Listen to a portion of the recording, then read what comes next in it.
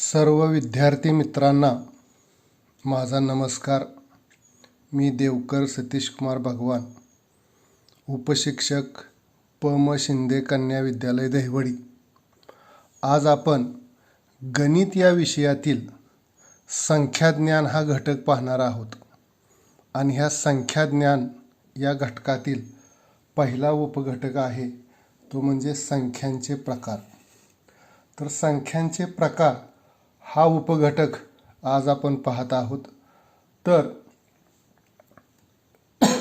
हा जो संख्यांचे प्रकार हा जो उपघटक आहे तो आपणाला 8वी स्कॉलरशिप परीक्षा, NMMS परीक्षा किंवा इतर सर्व स्पर्धा परीक्षांना आवश्यक असणारा असा घटक आहे.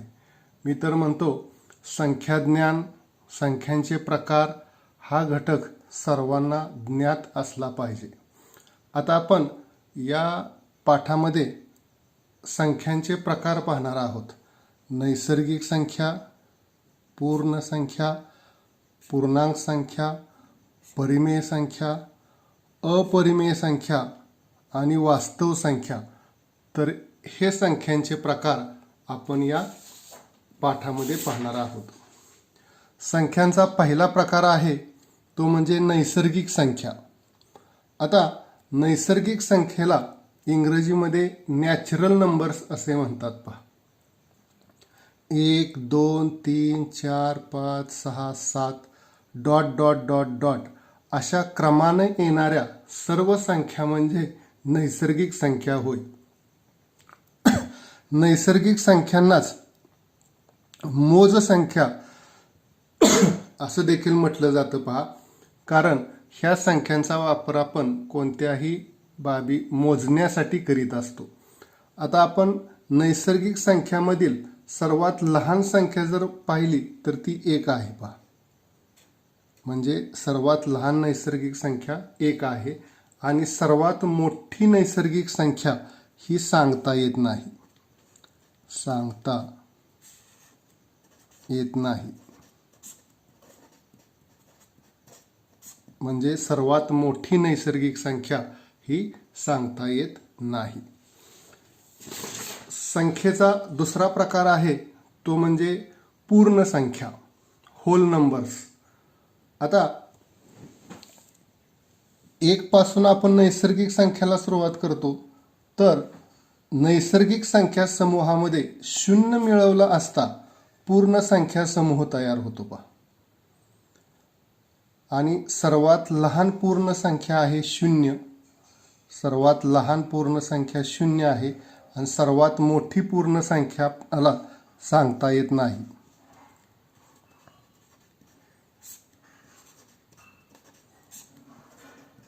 सर्वात मोठी पूर्ण संख्या आपल्याला सांगता येत नाही. त्यानंतर तिसरा प्रकार आपल्याला पाहायचा आहे तो म्हणजे पूर्णांक संख्या. पूर्णांक संख्या म्हणजे आपण इथून सुरुवात करूया, मध्यभागी 0 मांडूया. शून्याच्या उजवीकडे 1 2 3 4 5 6 7. शून्याच्या डावीकडं -1 -2 -3 -4 -5 -6 डॉट डॉट डॉट. तर या ठिकाणी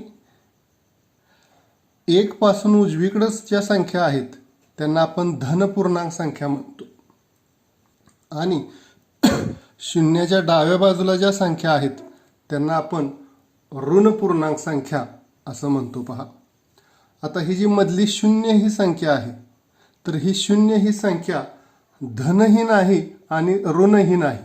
म्हणजे ती धनपूर्णांक संख्यामध्ये पण मोडत नाही आणि ऋण संख्या पूर्णांकामध्ये सुद्धा मोडत नाही.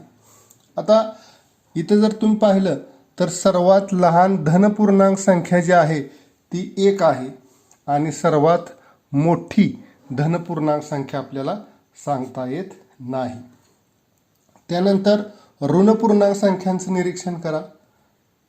तर सर्वात लहान ऋणपूर्णांक संख्या म्हणजे डावीकडं उजवीकडून डावीकडे जाताना संख्या काय होत जातात,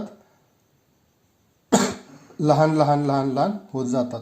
म्हणजे सर्वात लहान ऋण पूर्णांक संख्या आपणाला सांगता येत नाही आणि सर्वात मोठी ऋण पूर्णांक संख्या जी आहे ती ऋण 1 आहे. तर असा हा पूर्णांक संख्या म्हणजे इंटिजर्स असा हा घटक आहे. त्यानंतर संख्येचा पुढचा प्रकार म्हणजे परिमेय संख्या. परिमेय संख्या किंवा त्याला इंग्रजीमध्ये रॅशनल नंबर्स असं सुद्धा म्हटलं जातं. आता या ठिकाणी P/Q आपण घेऊया. P/Q. तर P ही कोणतीही पूर्णांक संख्या असेल आणि Q ही शून्येतर पूर्णांक संख्या असेल. Q ही शून्य नसेल म्हणजे Q is not equal to 0 असेल तर ही P/Q ही जी संख्या आहे याला आपण परिमेय संख्या असे आपण म्हणतो आता परिमेय संख्यांचं आपण उदाहरण घेऊया. 5/7 ही परिमेय संख्या आहे कारण अंशस्थानी पूर्णांक आहे, छेदस्थानी पण पूर्णांक आहे. त्यानंतर ऋण 11/7 घेऊया. इथं सुद्धा अंशस्थानी ऋण 11 आहे आणि छेदस्थानी 7 आहे. त्यानंतर 0/2 घेऊया. ही सुद्धा परिमेय संख्या आहे कारण अंशस्थानी 0 ही पूर्णांक संख्या आहे आणि छेदस्थानी 2 आहे म्हणजे ही सुद्धा पूर्णांक संख्या आहे. आता आपण एक संख्या घेऊया 5/0. ही संख्या मात्र परिमेय संख्या होणार नाही. का होणार नाही? कारण ह्याच्या छेदस्थानी 0 आहे. छेदस्थानी जर 0 असेल तर ती परिमेय संख्या होत नाही. तर अशा पद्धतीनं परिमेय संख्या म्हणजे काय ते आपण पाहिलं. त्यानंतर ह्या ज्या परिमेय संख्या असतात या परिमेय संख्यांचं दशांश रूप जे आहे ते दशांश रूप आपल्याला मांडता आलं पाहिजे. तर परिमेय संख्यांचं दशांश रूप 2 प्रकारे मांडता येतं पहा. पहिला प्रकार आहे तो म्हणजे खंडित दशांश रूप. खंडित दशांश रूप. आता उदाहरणार्थ आपण एक परिमेय संख्या घेऊया 18/4. 18/4 ही परिमेय संख्या घेऊया. आता आपण 18ला 4 न भाग लावूया. 18/4 4 चौक 16. 2 उरले, 0 घेतला, पॉईंट दिला. 4 चौक 16, 4 पंचे 20. तर या ठिकाणी बाकी किती आली? 0 आली. म्हणजे बाकी 0 म्हणजे भागाकार क्रिया पूर्ण झाली. म्हणजेच 4.5 हे दशांश रूप जे आहे ते खंडित आहे. म्हणजे भागाकार संपलेला आहे, भागाकारात खंड पडलेला आहे. म्हणजे हा भागाकार कसा आहे? खंडित आहे. तर या संख्येला परिमेय संख्येचं खंडित दशांश रूप असे म्हणतात. आता आपल्याला परिमेय संख्येचं दुसरं दशांश रूप पाहूया आपण. ते म्हणजे अखंड व आवर्ती दशांश रूप. अखंड व आवर्ती दशांश रूप. आपण या ठिकाणी एक परिमेय संख्या घेऊया 22/3 ही परिमेय संख्या घेऊया. आता इथं आपण 22ला भाग लावूया. 22/3 3 7 21. 22 मधून 21 गेलं, 1 राहिला, 0 घेतला, इथं पॉईंट दिला. आता 3 त्रिक 9. 10तून 9 गेले, 1 राहिला, परत 1 0 घेतला, परत 3 त्रिक 9. म्हणजे अशा पद्धतीनं कितीही आपण जर भाग लावला तर बाकीही 1 येतच राहणार आहे. म्हणजे हा भागाकार हा संपलेला नाही. भागाकारात अपूर्णांकात भागाकारामध्ये अपूर्णांक भागामध्ये 3 हा अंक पुन्हा पुन्हा येत आहे. भागाकाराची ही क्रिया अखंडपणे चालू राहणार आहे. 3 या संख्येचा आवर्त आहे म्हणजे 3 ही संख्या रिपीट होत गेलेली आहे. तर 7.333 ... तर हे असं आपण लिहू शकतो किंवा हेच संख्या असं लिहू शकतो आपण 7.3च्या डोक्यावर रेष ओढायची आडवी. तर अशा पद्धतीनं आपण हे परिमेय संख्येचं अखंड व आवर्ती दशांश रूप लिहिता येतं. आता दुसरं एक उदाहरण घेऊया ह्याचं.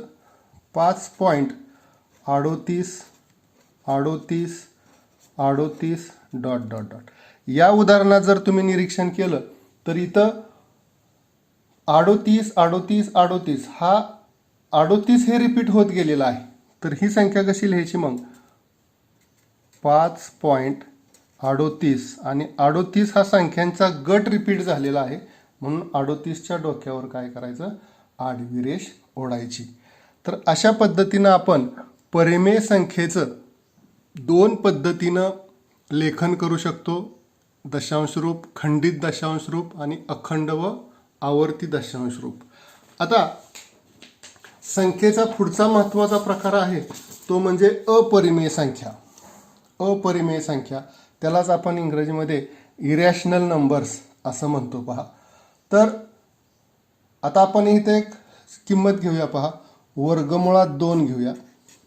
वर्गमुळात 2ची जर किंमत तुम्ही काढली तर 1.41 42 13 56 23 असे येते पहा डॉट डॉट डॉट. या ठिकाणी जर आपण निरीक्षण केलं तर कोणताही एक अंक किंवा अंकांचा गट रिपीट झालेला नाही. म्हणजे ज्या संख्येचे दशांश रूप अखंड असते पण आवर्ती नसते. आवर्ती नसते म्हणजे ह्याच्यामध्ये कोणताही गट किंवा संख्या रिपीट होत गेलेली नाही. त्या संख्यांना अपरिमेय संख्या असे म्हणतात पहा. परत एकदा पहा. ज्या संख्यांचे दशांश रूप हे अखंड असते पण आवर्ती नसते त्या संख्यांना अपरिमेय संख्या असे म्हणतात. किंवा ही व्याख्या अशी सांगता येते, ज्या संख्यांचे दशांश रूप अखंड असते आणि अनावर्ती असते त्या संख्यांना अपरिमेय संख्या म्हणतात. आता आपणाला पूर्ण वर्ग संख्या माहिती आहेत.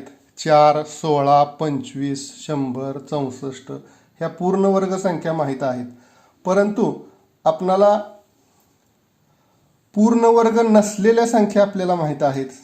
3, 5, 7, 11, 26. तर ह्या पूर्ण वर्ग नसलेल्या संख्या आहेत आणि त्यांची जर वर्गमूळ काढली आपण, त्यांची जर वर्गमूळ काढली तर ही वर्गमूळ ही अपरिमेय संख्या असतात. कारण का?